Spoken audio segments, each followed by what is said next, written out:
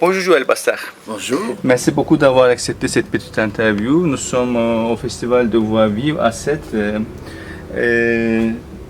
édition 27. Et tu es poète invité? Oui, bien sûr. C'est pas la première fois en plus, je suppose, non? C'est ma troisième fois. Troisième fois. Est-ce que tu peux te présenter un petit peu? Qui est Joël Bastard? Son itinéraire artistique, son itinéraire personnel? Personnel, j'écris depuis l'adolescence. Et ensuite, j'ai fait très peu d'études. J'ai travaillé très tôt. J'ai eu 1000 métiers, comme on dit. Mais j'avais deux métiers vraiment principaux, c'est ouvrier bijoutier et peintre en bâtiment. Deuxième, j'ai pas compris. Peintre en bâtiment. Attends. Non, il y a eu beaucoup, il y a eu facteur, j'ai même été cracheur de feu, enfin plein de choses. Et puis en 2000, j'écris depuis longtemps, mais en 2000, je n'ai fait qu'écrire. Disons que je vis de ça. J'essaye de vivre de ça. Et du coup, je fais beaucoup de résidences d'écrivains. À Montréal, j'ai écrit un livre à Montréal, au Mali, j'ai écrit 3 livres. En Arménie, je voyage pas mal. J'espère que ça va continuer parce que j'adore ça. J'ai coutume de dire à ceux qui m'invitent, ils me demandent qu'est-ce que je vais écrire pour faire les fameux dossiers de résidence, etc. Et je réponds que ce que je vais écrire est déjà là-bas. C'est-à-dire, j'écris ici, j'écris où je suis. Et ce qui est intéressant quand on voyage, c'est qu'on est provoqué. On est provoqué dans notre routine, si on en a une. C'est des nouveaux ciels, c'est toujours le même, mais c'est un nouveau ciel. Il suffit d'une plante. Par exemple, si je suis en Méditerranée, les figuiers de Barbarie, ça donne un ciel.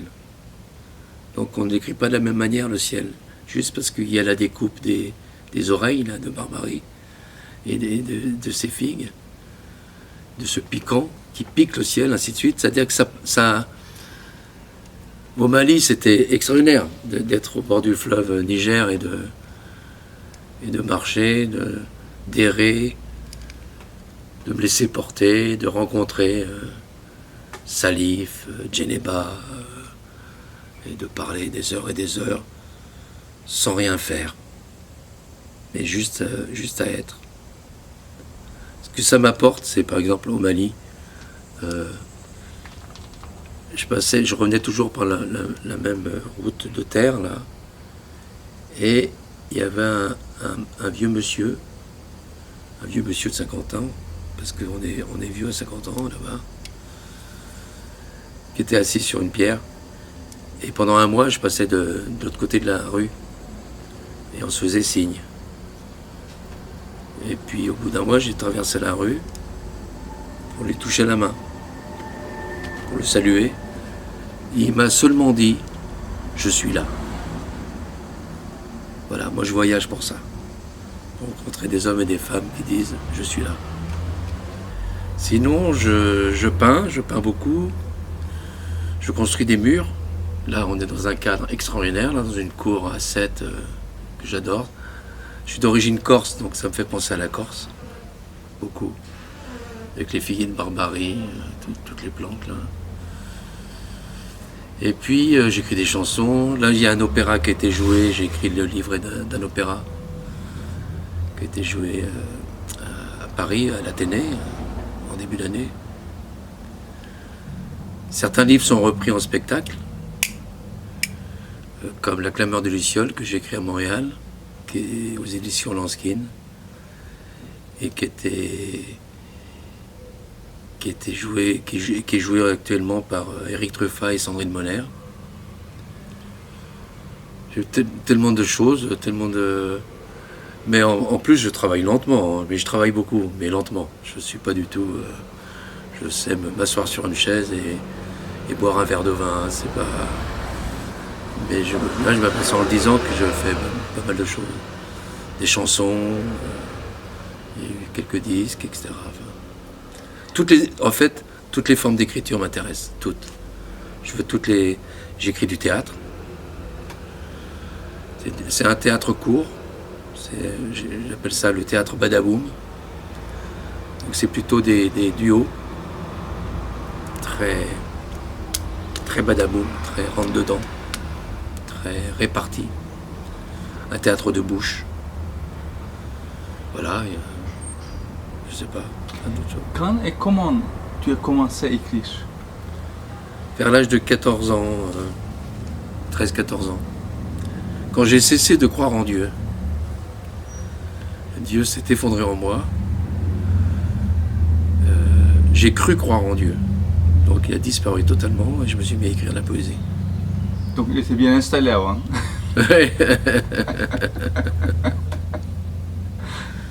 Premier poème, premier recueil publié, c'était quand? C'était en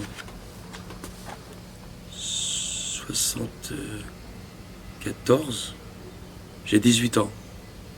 Non, en 73. J'ai 18 ans. Puis le deuxième, j'ai 20 ans. C'était des contes d'auteur. Et après, j'ai décidé de ne plus jamais payer pour être édité. Parce qu'il y a quand même une arnaque, même aujourd'hui d'ailleurs, il continue l'arnaque. Mais ces deux premiers, j'en parle pas. Je les renie pas d'ailleurs, mais parce que je pense qu'un poète, il est déjà là. Dans l'adolescence, il va s'améliorer, il va travailler sa langue. Mais que ce soit les thèmes ou même une certaine manière, l'embryon d'une manière d'écrire est déjà là. Après, on affine, on travaille. Il y a un travail fou. Hein. Il y a, on écrit, on cherche, mais après, on écrit le poème. C'est assez facile de l'écrire.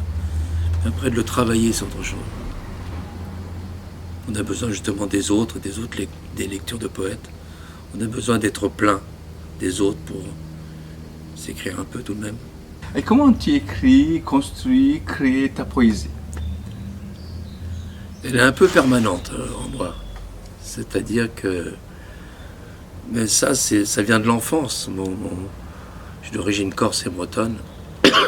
Et en Corse, mon grand-père, toute ma famille, donc le berger, étaient, parce qu'ils ne sont plus là, ils étaient chanteurs improvisateurs. En Corse, comme au Mali, c'est pour ça que j'ai aimé aller au Mali, ils ne parlent pas de poésie. Les chanteurs improvisateurs, ils ne parlaient pas de poésie. Mais ils la chantaient, quoi. Je pense que j'ai été marqué là dans l'enfance. Ouais. Puis j'ai continué. J'accumule, je garde tout. Je crois avoir une bonne mémoire et du coup je me sers du magasin, quoi. Ouais. Et les peintures, quand tu as commencé, comment tu as commencé, comment tu fais la peinture? Ça veut dire, l'idée vient comment, du coup, tu t'assois ou... Je pense pas du tout à ma peinture. Je dis jamais que je suis peintre, par exemple, artiste peintre, ça me vient pas du tout à l'esprit. Hein. Je peins, voilà, c'est sans prétention. C'est-à-dire que c'est de la peinture rapide, elle est de moins en moins rapide en vieillissant, mais ça peut être de la peinture en buvant ma tasse de café, quoi. C'est-à-dire c'est extrêmement rapide et je ne sais pas ce que je vais peindre. C'est un vrac de couleurs et j'essaye de dégager quelque chose, mais c'est pas pensé. Là, ça fait que il y a eu une première période de mes 18 à 28 ans où j'ai beaucoup peint. J'ai fait un grand tas de mes peintures et j'ai tout brûlé. Et là, ça fait quelques années que je repeins beaucoup. Peut-être que je ne vais pas tout brûler, mais faut voir, quoi. Mais c'est une grande joie. Je fais des encres aussi sur des manuscrits, je bidouille, je bricole. je colle. Et on verra bien. Moi, c'est vraiment c'est une respiration, c'est comme ça que c'est simple comme bonjour. Et les chansons? Les chansons, c'est parce que on m'avait demandé il y a très très longtemps. J'ai même reçu le prix Charles Cros de la chanson. C'est la chanteuse qui l'a reçu via mes paroles. Christine Piton, qui m'avait demandé des chansons, et puis j'en ai écrit une, j'en ai écrit deux, puis j'en ai écrit 100, quoi. Elle a fait 2 disques, et puis il y a d'autres chanteuses aussi qui ont repris. Mais tu écris sur la musique ou bien tu écris séparément, ils font de la musique là-dessus ou les deux? Oui, parfois? c'est plutôt sur la musique. J'aime beaucoup la contrainte, pour tout dire. Du coup, quand il y a la note, du syllabe à syllabe, moi je trouve mon espace là-dedans, ma liberté là-dedans. Mais on peut me demander, j'aime beaucoup le travail de, comment dire, de fabrication de l'objet. On me demande d'écrire sur l'escalier qui est en face de moi, j'écris sur l'escalier. C'est pas un problème pour moi. Le problème, c'est de bien écrire, ça c'est un autre problème, mais tout est bon à écrire. Le ver de terre, la fourmi qui passe, là, tout ce qu'on veut. C'est l'écriture qui écrit pour moi. Alors du coup, voilà, j'avais répondu une fois, le sujet pour moi c'est l'écriture. Ça veut tout dire et rien dire. Et pour moi ça veut surtout tout dire. C'est de vivre la gave qui est plantée derrière toi, la fenêtre ouverte, je sais pas ce qu'il y a à l'intérieur. Voilà, ça peut partir là. Une fenêtre ouverte, on ne sait pas ce qu'il y a à l'intérieur. Donc c'est bon quoi. Écrire un poème et écrire une parole pour une chanson, écrire une chanson, ce ne sont pas les mêmes procédures. Non, c'est pas les mêmes. Donc, est-ce que tu peux nous dire un petit peu cette... C'est pas les mêmes parce que j'ai peut-être pas encore rencontré les chanteurs qui ne font pas, où c'est pas rimé. La chanson elle est plutôt rimée. Ce qui est une contrainte d'ailleurs passionnante. Hein. Mais du coup c'est pas la même. Et puis c'est pas la même. Un poème n'a pas besoin de musique. Le théâtre n'a pas besoin de musique. Le livret d'opéra que j'ai écrit cette année, à Roux, c'est avec la musique. C'est écrit pour la musique, pour être ensemble. C'est ça la différence peut-être. Tu écris des romans aussi, est-ce que tu peux parler un petit peu de ça? J'écris des romans mais depuis très très longtemps. Et je trouvais pas, oui, depuis l'âge de 30 ans, je sais pas. Je trouvais pas exactement ma manière. Donc des débuts de romans, j'en ai plein les tiroirs. Et puis un jour, Guy Goffet m'a demandé, ça a été mon éditeur pendant 20 ans chez Gallimard, et il m'a demandé un roman. Il m'a dit, tiens, et si tu écrivais un roman? Donc je l'ai écrit, ça s'appelle Manière, qui est édité chez Gallimard. Et ensuite, j'en ai écrit 2 autres. J'ai écrit Jeanne ne conduit pas, qui est chez Esperluette. Et 2 autres, 3 autres. Neil Armstrong, ce soir, Neil Armstrong marchera sur la Lune, chez Esperluette aussi. Ça, c'est un tout petit roman. Et puis là, vient de paraître cette année Philomène, chez Belfond. J'aurais mis pas mal d'années pour l'écrire, mais j'en suis assez content. J'en suis content surtout parce que il se passe en Corse. J'en ai d'autres dans l'Athènes d'ailleurs. Et tous mes romans se tiennent, c'est une saga familiale en fait. C'est pas autobiographique, mais il y a un petit peu de moi partout. Et surtout des gens que j'ai rencontrés durant ma vie. Les bergers, une vieille Corse dans le Jura pour Manière, à Poligny. Voilà, il y a un fil conducteur. Donc on peut retrouver les personnages un petit peu, par petites touches de roman en roman, pour je pense, arriver à un roman ultime, ou je dirais encore plus peut-être, si j'en ai la force. Voilà. Et les gens, les auteurs, les poètes qui t'ont inspiré, marqué, ou bien laissé une trace dans ta vie, sûrement il y en a plein, mais toujours il y a deux, trois, vraiment c'est... Il y en a plein, il y en a beaucoup, oui. Mais il y en a un, par rapport à tout ce que je viens de dire, qui est capital dans ma jeunesse. C'est Boris Vian, qui pratiquait toutes les formes d'art, c'est-à-dire la peinture, la musique, il jouait la trompette, la chanson, l'opéra, le roman, le poème. Et c'est presque lui qui m'a autorisé à tout tenter, quoi. On est là pour ça. Ça ne veut pas dire que je suis bon partout. Mais c'est ma nature et c'est comme ça, quoi. C'est ma manière de traverser ma vie, quoi. Qu'est-ce que tu penses de la poésie actuelle francophone? J'en pense beaucoup de bien, beaucoup de bien. Il y a plein de gens merveilleux, plein de poètes merveilleux. Il y a des poètes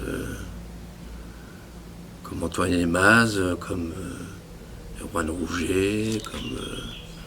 enfin, il y en a plein, quoi. De toute façon, Mathieu Bénézet, lui, il est décédé, Antoine Lemaze aussi, d'ailleurs. Il y avait Guy Goffet, il y avait un hommage là, à Sète. Mais je lis plutôt des poètes allemands, suédois, actuellement, hein, comme Hans Magnus Enzensberger, Thomas Tranströmer, Inger Christensen. Ouais, il y en a beaucoup, quoi. Il y en a beaucoup. Traduction, surtout traduction poétique, qu'est-ce que tu en penses en général? De la traduction? Bah, comme on ne peut pas parler toutes les langues du monde, j'en pense que du bien, en fait. Et traduction, trahison, on le sait, ça, que c'est difficile de... Comme moi, et comme beaucoup de poètes, moi je pense que la poésie est entre les mots. C'est la vibration qui se passe entre les mots. Du coup, pour traduire cette vibration, il faut que le traducteur soit très fort. Mais il y en a des excellents, des merveilleux. Hein. Moi, j'ai lu des traductions de Pasolini, de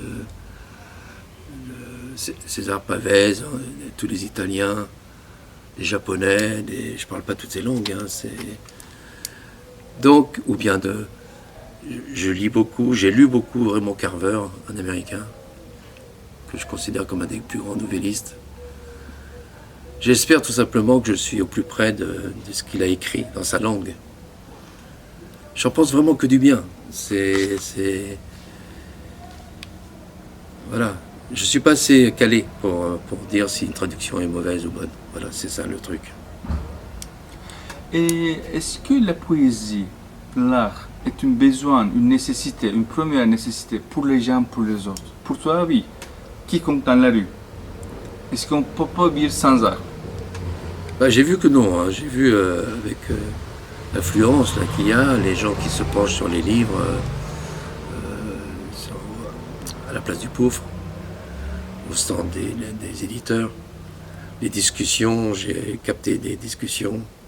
Ça fait c'est le 7e jour, c'est ça? Oui. C'est le 7e jour.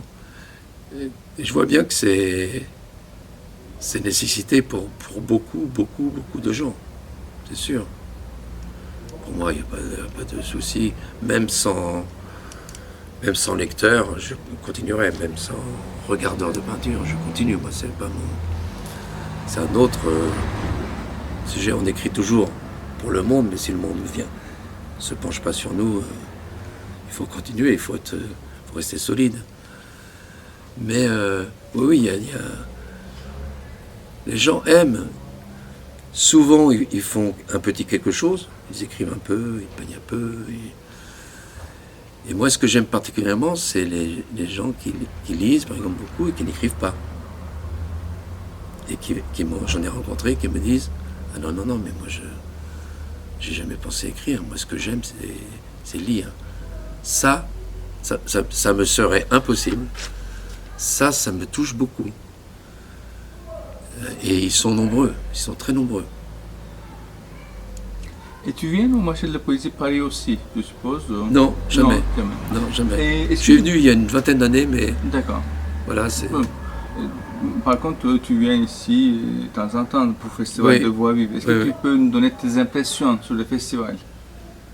Ah bah, c'est un lieu de rencontre extraordinaire. Et puis, ce que j'aime, c'est, par exemple, faisant le petit reportage dans cette cour, moi j'aurais bien lu dans cette cour, par exemple. Ce que j'aime, c'est lire dans les endroits incroyables, sur le pont d'un navire, là, il y a des... Dans les cales à bateaux, j'aurais bien lu dans les cales à bateaux, quoi. J'aime bien lire dans les métiers. J'aime beaucoup les métiers. Les métiers de pierre, de barricades, de toits, de tous ces métiers-là. Donc, lire même avec un échange avec avec le charpentier, le maçon, je trouve ça passionnant. Je viens de là et j'y suis encore, quoi. Et puis, un poème se construit exactement de la même manière.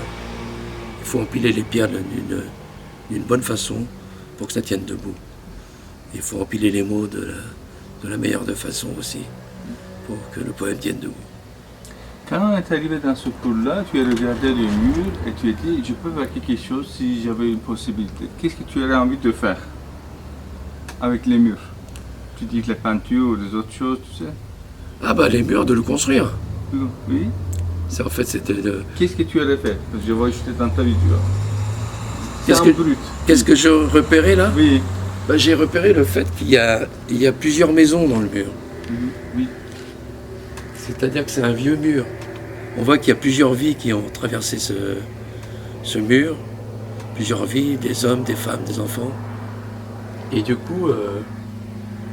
Mais c'est pour ça que c'est... Même... Là, je l'ai vu en rentrant à la cour. Mais même inconsciemment, pourquoi on aime ce genre d'endroit?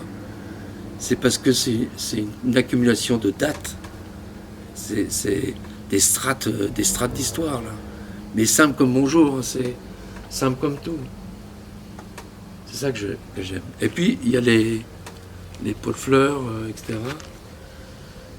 C'est les mêmes que ma grand-mère utilisait et peignait les pots de fleurs, comme celui-ci derrière. Le jaune et rouge et bleu, là. Elle peignait des bidons d'essence pour en faire des pots de fleurs. Hein.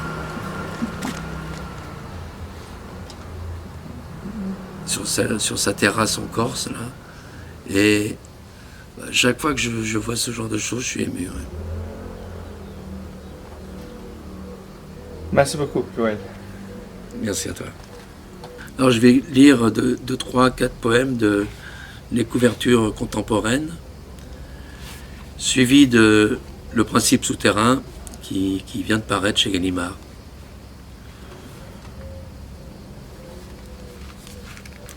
D'ailleurs, tout ce que j'écris en poésie, c'est chez Gallimard. Chez les autres éditeurs, j'ai beaucoup d'autres éditeurs. Là, ici, il y a Almanar, il y a Lanskin, il y a la Margeride. C'est plutôt du récit. Récit en voyage. Je dis jamais de voyage, je dis en voyage.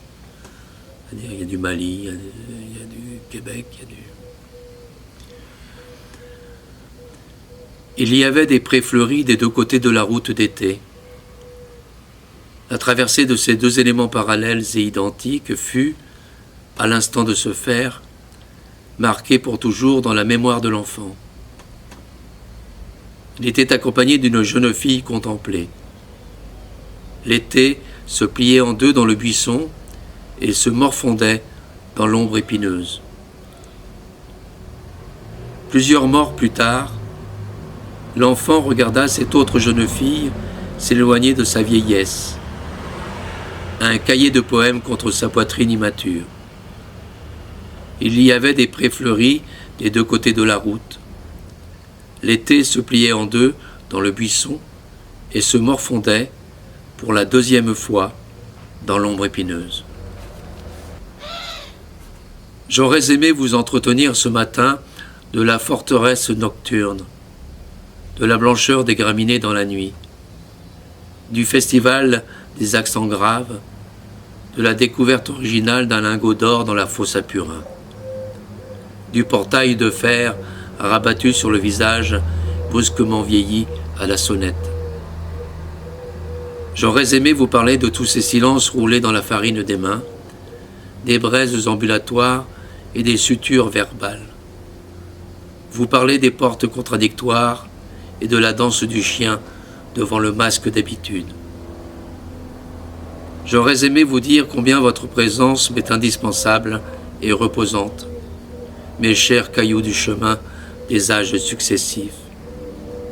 Mais vous restez sourds, têtus de l'intérieur, têtus de votre densité.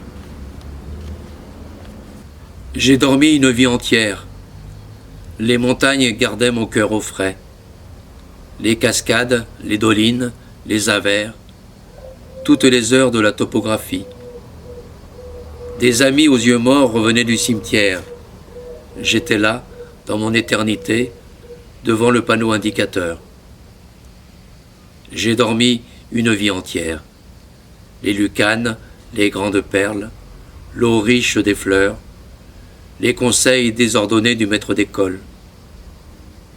L'enfance traînait son savoir derrière une armée de douceur, sabre de laine et de coton, d'étrangeté.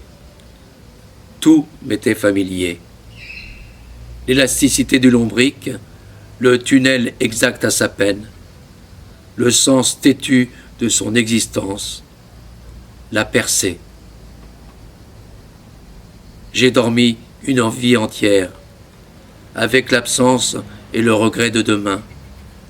Les marches, escaliers mouvants des dispensaires, occupaient le trouble et l'inconsolable. Plus personne ne reviendra s'étourdir du jupon de l'aube et de son odeur forte de fontaine. Merci Joël. Merci à toi.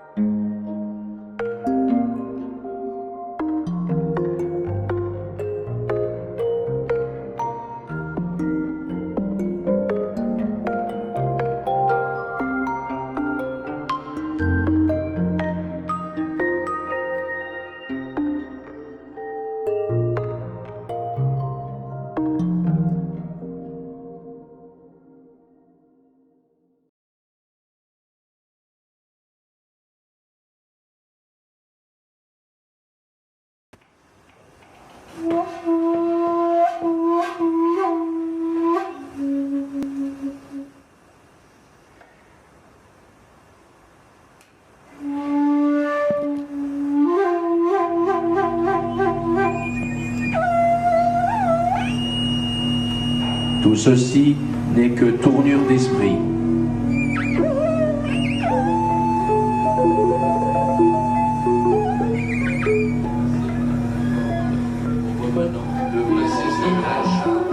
Ajoutons à nos fournaises. Et l'oiseau fermera nos yeux. Dans l'instant de le passé, ferme la porte. Au revenant, le passé s'égage. Et l'oiseau fermera nos yeux. Dans l'instant de le passé.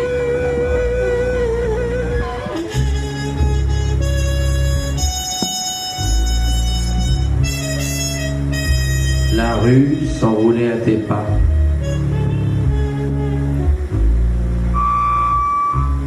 Enfermé dans les lumières.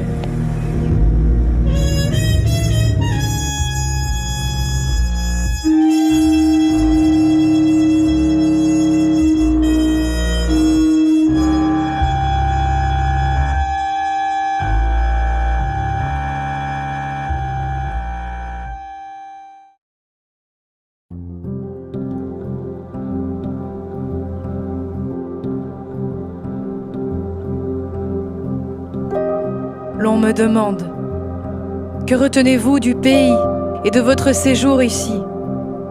Je réponds, le paysage. Mais quoi encore? Le paysage. Et encore, je ne le retiens pas. Je le laisserai ici, à mon départ.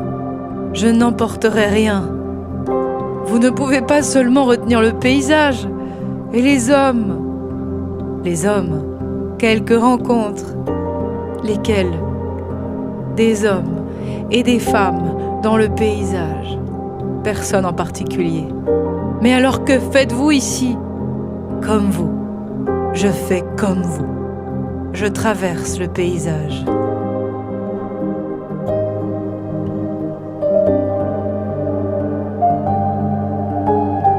On ne peut pas dire au revoir ou à jamais à un paysage. Alors, on le quitte, mais on ne le sait pas. Ce soir, je lâche.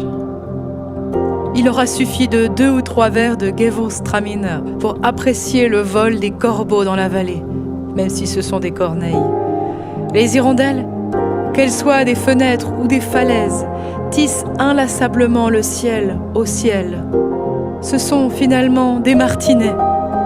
Nommer ce qui est devenu ma maison, mon repos, ma raison d'être, la nomination.